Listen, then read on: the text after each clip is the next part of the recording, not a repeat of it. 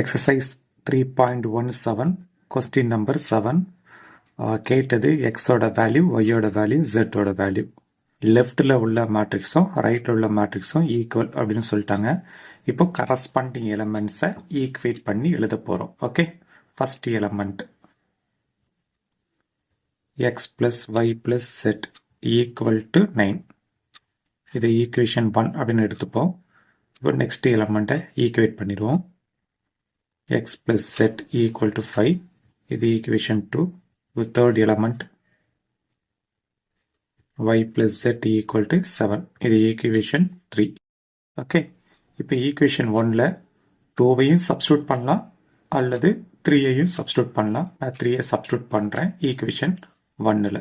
Okay. 1 implies x plus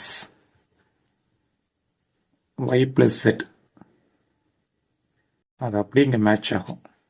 அப்போ இந்த இடத்துல y plus zக்கு பதிலாக இந்த 7ஐ சப்ஸ்டியூட் பண்ண போகிறேன். பண்ணிடலாமா? ஈக்குவல் டு 9 அப்படி எழுதியாச்சு. இப்போ இந்த ப்ளஸ் 7 அங்கே கொண்டு போயிருங்க. அப்போ x equal to 9 minus 7 x equal to 2. இந்த x வேல்யூவை இந்த இடத்துல சப்ஸ்டியூட் பண்ணால் zக்கான வேல்யூ கிடச்சிடும். அப்போ equation 2 implies 2 plus z equal to 5. z equal to 5. இந்த 2 அங்கே கொண்டு போயிருங்க. மைனஸ் 2 மாறிடும். அப்போ z equal to 3. ஓகே, இப்போ y வேல்யூ மட்டும் ஃபைண்ட் அவுட் பண்ணணும். ஓகே, ஈக்குவேஷன் 1 யூஸ் பண்ணலாம், 3யும் யூஸ் பண்ணலாம். ஓகே, நான் 3ஐ யூஸ் பண்ண போகிறேன். 3 இம்ப்ளைஸ் y அப்படி எழுதிடுறேன். ப்ளஸ் zோட வேல்யூ 3 ஈக்குவல் டு 7. ஓகே, இப்போ y ஈக்குவல் டு 7. இந்த ப்ளஸ் 3 அங்கே கொண்டு போயிடுவோமா? மைனஸ் 3. அப்போ y ஈக்குவல் டு 4.